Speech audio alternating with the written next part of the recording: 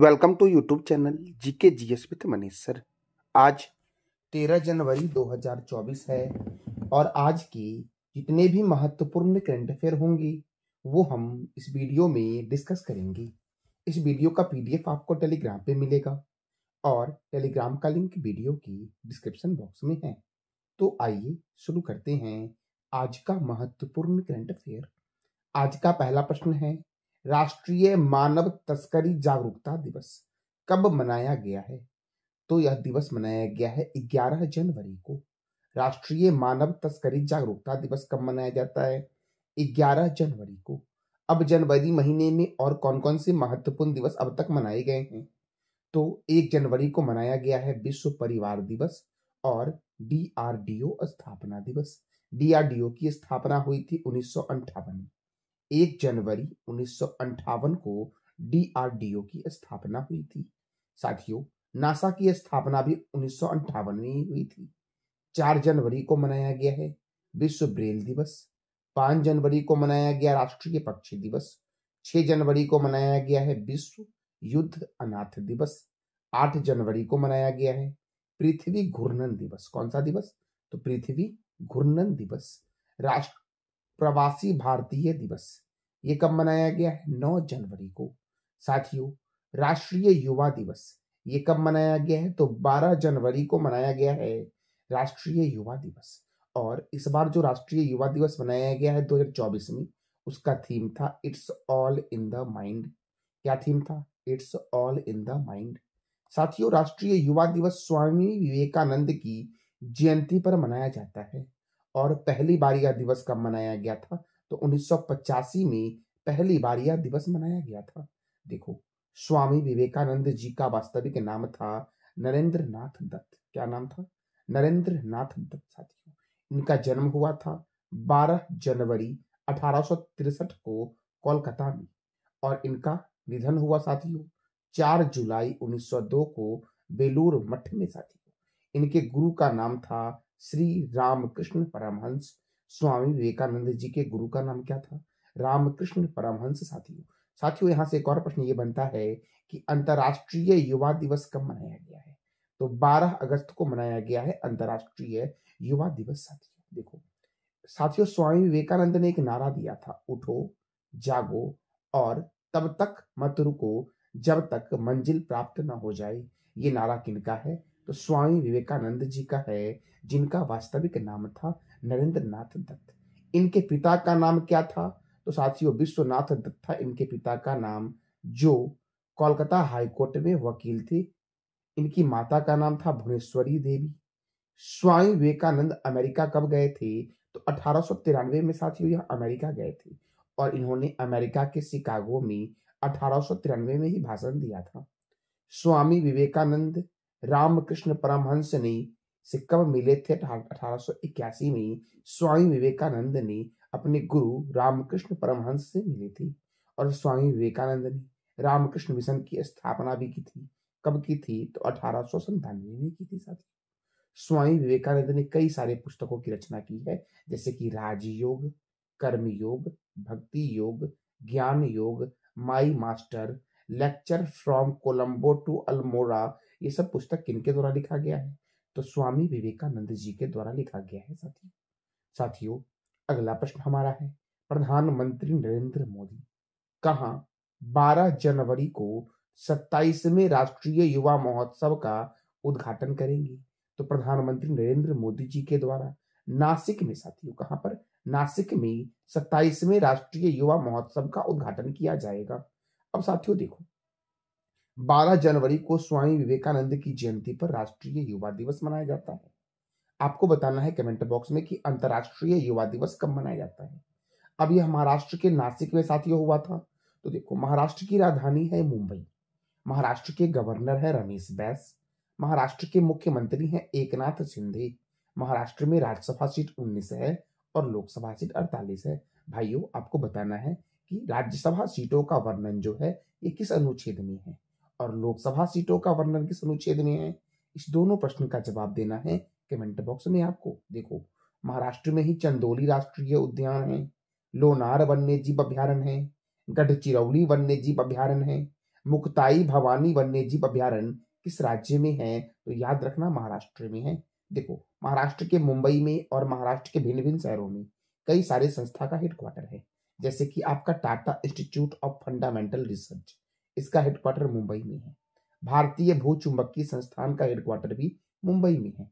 छत्रपति शिवाजी अंतरराष्ट्रीय हवाई अड्डा का हेडक्वार्टर साथियों कहाँ है? मुंबई में है छत्रपति शिवाजी अंतरराष्ट्रीय हवाई अड्डा। साथियों, केंद्रीय कपास अनुसंधान केंद्र कहाँ है? नागपुर में। नेशनल केमिकल लेबोरेटरी का हेडक्वार्टर पुणे में है। इंडियन सेक्रेटरी प्रेस का हेडक्वार्टर भी पुणे में है। और भारतीय मौसम वेधशाला कहाँ है? पुणे में। आपको बताना है कमेंट बॉक्स में कि भारतीय मौसम विज्ञान संस्थान कहाँ है, ये बताना है कमेंट बॉक्स में आपको साथियों। अगला प्रश्न हमारा है, हाल ही में रक्षा मंत्री राजनाथ सिंह रक्षा और सुरक्षा वार्तालाप के लिए किस देश की यात्रा पर जाएंगे? तो साथियों, राजनाथ सिंह अभी हाल ही में ब्रिटेन की 3 दिवसीय यात्रा पर जाएंगे। कहाँ की? तो ब्रिटेन की। देखो साथियों, और जब ब्रिटेन जाएंगे तो ब्रिटेन के रक्षा राज्य सचिव ग्रांट शॉप्स से मिलेंगे साथियों। देखो, अब यूनाइटेड किंगडम की यात्रा पर जा रहे हैं, तो यूनाइटेड किंगडम की राजधानी क्या है? लंदन है। और लंदन कौन से रिवर के किनारे है, ये बताना है आपको कमेंट बॉक्स में। साथियों, यूके की करेंसी क्या है? तो पाउंड स्टर्लिंग है यूके की करेंसी। क्या है करेंसी? Pound sterling. यूके के प्रधानमंत्री कौन है? ऋषि सुनक है।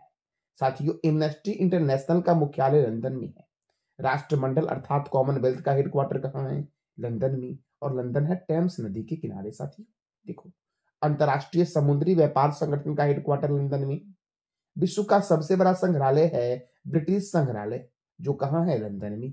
अगला प्रश्न हमारा साथियों है, हाल ही में किस देश ने कुत्ते के मांस पर प्रतिबंध लगाया है? तो दक्षिण कोरिया ने साथियों। किसने? दक्षिण कोरिया ने कुत्ते के मांस पर प्रतिबंध लगा दिया है। देखो, मानव उपभोग के लिए कुत्तों का प्रजनन और वध करने पर 3 वर्ष तक का जेल होगा या 30 मिलियन वॉन जुर्माना देना होगा साथियों उत्तर कोरिया के नागरिक को।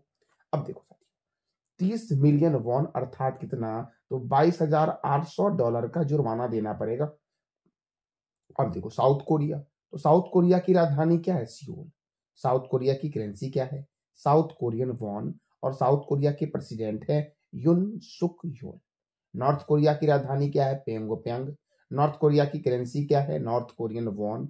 और नॉर्थ कोरिया के प्रेसिडेंट कौन है? किम जोंग उन है नॉर्थ कोरिया के प्रेसिडेंट साथी। देखो, साउथ कोरिया और नॉर्थ कोरिया के बीच जो बॉर्डर लाइन है वो 38वीं समांतर रेखा है। 38th पैरेलल लाइन जो है आपका, वो उत्तर कोरिया और दक्षिण कोरिया के बीच है। तो देखो, कुछ और भी बॉर्डर लाइन है जो आपके एग्जाम के पॉइंट ऑफ व्यू से बहुत ही महत्वपूर्ण है, जैसे कि 49वीं समांतर रेखा अमेरिका और कनाडा के बीच है। रेड क्लिफ रेखा भारत और पाकिस्तान के बीच है। हिंडनबर्ग रेखा जर्मनी और पोलैंड के बीच है। ऑर्डरनिस रेखा पोलैंड और जर्मनी के बीच है। मैकमोहन रेखा भारत और चीन के बीच है। 38वीं समांतर रेखा उत्तर कोरिया और दक्षिण कोरिया के बीच है। 38वीं समांतर रेखा मैगिनोट रेखा जर्मनी और फ्रांस के बीच है। मैन रहीम रेखा रूस और फिनलैंड के बीच है। और डुरंड रेखा पाकिस्तान और अफगानिस्तान के बीच है साथियों, अगला प्रश्न हमारा है, किस राज्य के बेगमपेट हवाई अड्डे पर विमानन समारोह विंग्स इंडिया 2024 का आयोजन होगा? मैंने क्या बोला कि किस राज्य के बेगमपेट हवाई अड्डे पर विमानन समारोह विंग्स इंडिया 2024 का आयोजन होगा? तो साथियों, तेलंगाना के हवाई अड्डे बेगमपेट हवाई अड्डे पर साथियों यह विमानन समारोह विंग्स इंडिया का आयोजन होगा। अब तेलंगाना का जो बेगमपेट हवाई अड्डा है वो है कहाँ पर? हैदराबाद में है। कहाँ पर साथियों? हैदराबाद में। देखो, इसका आयोजन कौन करेगा? तो नागरिक उड्डयन मंत्रालय और federation of Indian chambers of commerce and industries अर्थात फिक्की और नागरिक उड्डयन मंत्रालय के द्वारा इसका आयोजन किया जाएगा विंग्स इंडिया का बेगमपेट हवाई अड्डे पर। तो आपको बताना है कमेंट बॉक्स में कि वर्तमान में नागरिक उड्डयन मंत्री कौन है। और साथियों, मैं बता रहा हूं फिक्की के बारे में। देखो, फिक्की का फुल फॉर्म मैंने तुरंत बताया अभी कि federation of Indian chambers of commerce and industry. इसका हेडक्वार्टर है नई दिल्ली में। इसके फाउंडर कौन है? घनश्याम दास बिरला फिक्की के संस्थापक है साथियों। फिक्की की स्थापना हुई थी 1927 में और फिक्की के चेयरमैन जो हैं वो है अनीस शाह। कौन है? अनीस शाह हैं फिक्की के चेयरमैन साथियों। अब तेलंगाना के बेगमपेट हवाई अड्डे पर हुआ है तो तेलंगाना जो है ये भारत का 29वां राज्य है स्थापना के अकॉर्डिंग, और इसकी स्थापना हुई थी 2 जून 2014 को। साथियों कब हुई थी? 2 जून 2014 को तेलंगाना की स्थापना हुई थी। तेलंगाना की राजधानी हैदराबाद है, मूसी नदी के किनारे। साथियों देखो, तेलंगाना के जो नए मुख्यमंत्री बने हैं उनका नाम है अनुमुला रेवंत रेड्डी। क्या नाम है साथियों? अनुमुला रेवंत रेड्डी। और तेलंगाना में विधानसभा सीट है 119, जिसमें साथियों इस बार जो विधानसभा चुनाव हुआ है, इस विधानसभा चुनाव में इंडियन नेशनल कांग्रेस पार्टी ने जीत हासिल की है और इसको मिला है 64 सीट। बीआरसी को मिला 39 और बीजेपी को मिला है 9 सीट। साथियों तेलंगाना में राज्यसभा सीट की संख्या 7 है और लोकसभा सीट की संख्या 17 है।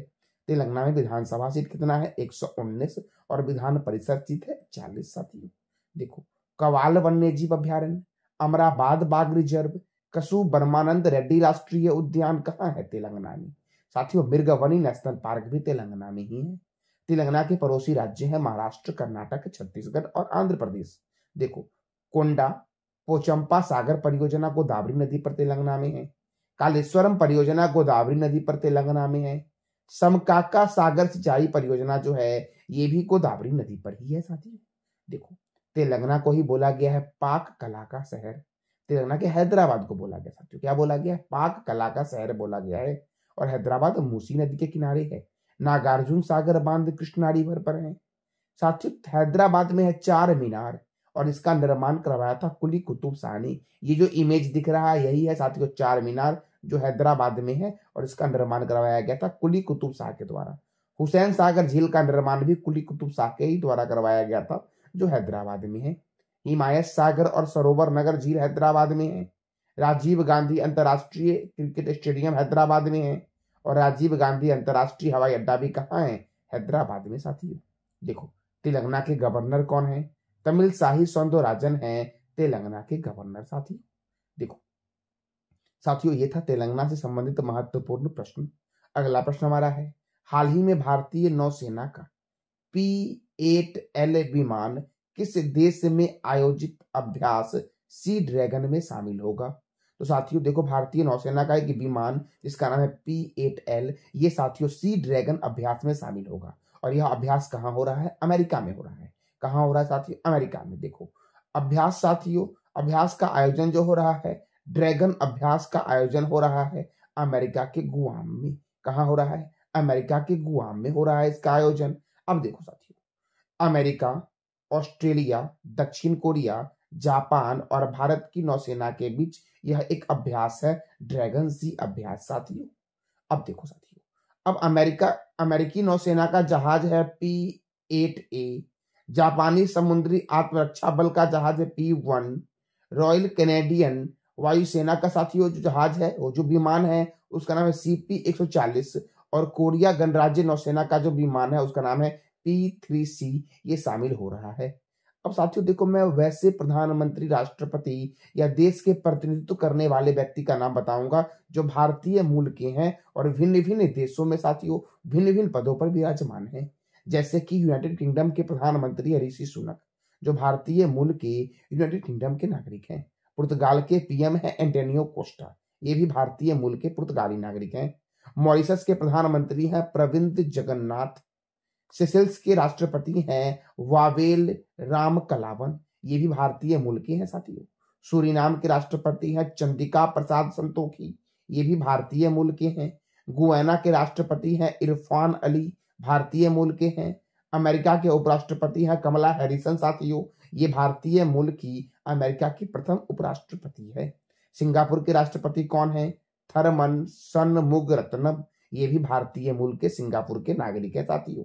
साथियों अगला प्रश्न हमारा है, किस देश के सबसे युवा प्रधानमंत्री ग्रेवियल अटल हैं? तो फ्रांस के सबसे युवा प्रधानमंत्री जो हैं उनका नाम है ग्रेवियल अटल। इससे पहले साथियों फ्रांस से एक और महत्वपूर्ण प्रश्न था आपका कि फ्रांस की महिला प्रधानमंत्री जो थी उसका नाम क्या था? तो एलिजाबेथ बोर्न था, जो फ्रांस की पहली महिला प्रधानमंत्री थी। और ये फ्रांस की सबसे युवा प्रधानमंत्री हैं ग्रेवियल अटल। क्या नाम है? ग्रेवियल अटल साथियों। अब फ्रांस, तो फ्रांस की राजधानी है पेरिस। फ्रांस के प्रेसिडेंट है इमैनुअल मैक्रोन और ये इमैनुअल मैक्रोन साथियों इस बार गणतंत्र दिवस में भारत के मुख्य अतिथि भी हैं। और फ्रांस के प्राइम मिनिस्टर कौन है? तो ग्रेवियल अटल साथियों। फ्रांस की करेंसी क्या है? यूरो। फ्रांस के पेरिस में यूनेस्को का हेडक्वार्टर है साथियों। यूनेस्को की स्थापना कब हुई? ये बताना है कमेंट बॉक्स में आपको। इंटरपोल का हेडक्वार्टर कहाँ है? पेरिस में। आर्थिक सहयोग और विकास संगठन का हेडक्वार्टर कहाँ है? पेरिस में। यूरोपीय स्पेस रिसर्च ऑर्गेनाइजेशन का हेडक्वार्टर पेरिस में है। मैगिनोट रेखा जर्मनी और फ्रांस के बीच है। और वरुण सेन अभ्यास प्रत्येक वर्ष होता है भारत और फ्रांस के बीच। और इस बार फ्रांस के राष्ट्रपति हमारे गणतंत्र दिवस के मुख्य अतिथि भी साथियों हैं। साथियों अगला प्रश्न हमारा है, किस देश के चांगी हवाई अड्डे को 2023 के लिए विश्व के सर्वश्रेष्ठ हवाई अड्डे का खिताब दिया गया है? तो साथियों सिंगापुर में स्थित है चांगी हवाई अड्डा, जो विश्व का सबसे सर्वश्रेष्ठ हवाई अड्डा बना है साथियों। अब सिंगापुर, तो सिंगापुर की राजधानी है सिंगापुर सिटी। साथियों सिंगापुर के प्रधानमंत्री कौन है? ये बताना है कमेंट बॉक्स में आपको। ये था आज का हमारा महत्वपूर्ण करंट अफेयर। साथियों मैं आपको डेली देता हूँ करंट अफेयर। साथियों चैनल को लाइक शेयर साथियों किया करो ताकि मैं भी थोड़ा आगे बढ़ूं। अब साथियों देखो, मैंने आपसे कल 3 प्रश्न किया था। पहला प्रश्न हमारा था 81 में गोल्डन ग्लोब अवार्ड में किस फिल्म ने सर्वश्रेष्ठ फिल्म ड्रामा का पुरस्कार जीता है? तो ओपेनहाइमर ने। साथियों दूसरा प्रश्न मैंने किया था तालाबों द्वारा सर्वाधिक सिंचाई किस राज्य में होती है? तमिलनाडु में होती है। और तीसरा प्रश्न था इंदिरा गांधी परमाणु अनुसंधान केंद्र की स्थापना कब हुई? 1971 में हुई साथियों। कब हुई? 1971 में। आज का आपका 3 प्रश्न है जिसका जवाब देना है कमेंट बॉक्स में आपको साथियों। साथियों पहला प्रश्न हमारा है देश का पहला साइबर सुरक्षा केंद्र का उद्घाटन कहाँ किया गया है?